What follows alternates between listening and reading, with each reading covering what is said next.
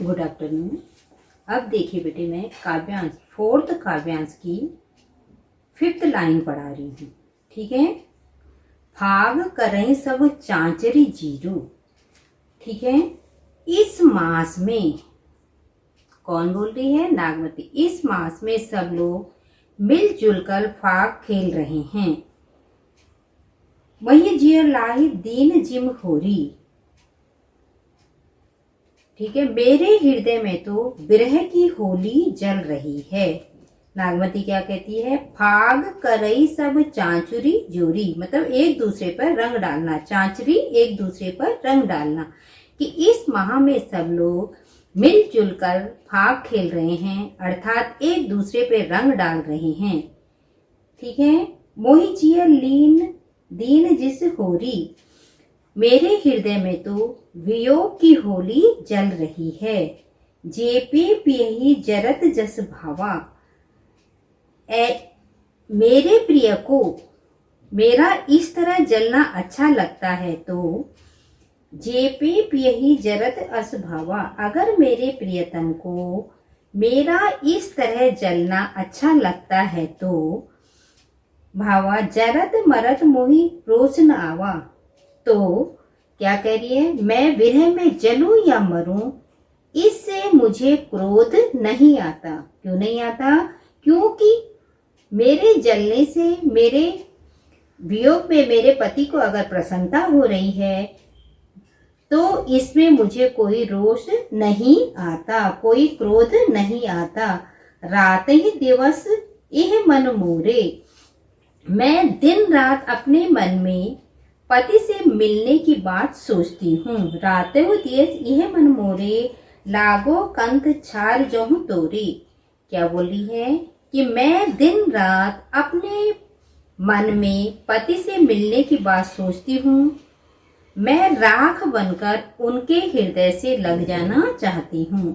वियोग की अवस्था में नागमती का यहाँ पर समर्पण भाव दिखाई देता है। यहाँ तक तो बेटे ये चौपाई छंद है। आगे आओ।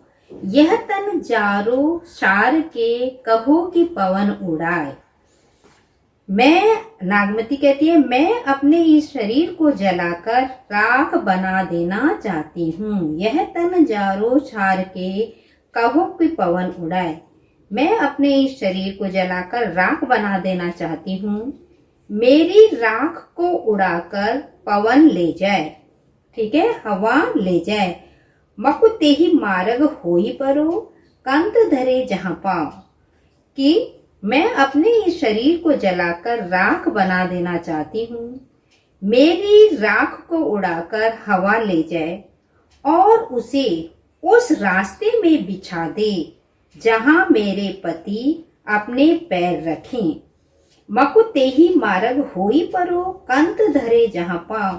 मेरे इस राख को ये हवा उस रास्ते में बिछा दे जहां पर मेरे पति अपने पैर रखें। उनके पैरों के स्पर्श से मैं अपने आप को धन्य मानूंगी। अब देखो समर्पण भाव कैसा है यहाँ पे नागमती का। वियोग में अत्यधिक तड़प रही है, पति नहीं आए हैं, तो वो इस तरह से बोल रही है। दोहा छंद है, ये महत्वपूर्ण है बच्चे, बोर्ड में बहुत आता है। मैं अपने शरीर को जलाकर, यह तन जेरो सार के, कहो कि पवन उड़ाए। मकु तेहि मार्ग होई परो, कंत धरे जहां पाओ। मैं अपने इस शरीर को जलाकर राख बना देना चाहती हूँ। मेरी राख को उड़ाकर हवा ले जाए और उसे उस रास्ते में बिछा दे जहां मेरे पति अपने पैर रखें। उनके पैरों का स्पर्श पाकर मैं अपने आप को धन्य मानूंगी। तो क्या है बेटे? इसमें दोहा छंद है, भाषा अवधि है। ठीक है। उसके बाद रस, वियोग, श्रृंगार, अलंकार, अलंकारों का वर्णन भी आया है इसमें। तो इस पूरे काव्यांश में, 4th काव्यांश में कौन कौन से अलंकार है? अनुप्रास है, उपमा है, रूपक है। इस तरह से समर्पण भाव, नागमती के विरह में सर्वस्व समर्पण की भावना हमें इसमें दिखाई पड़ रही है। यह तन जारो छार के। थैंक यू बच्चे।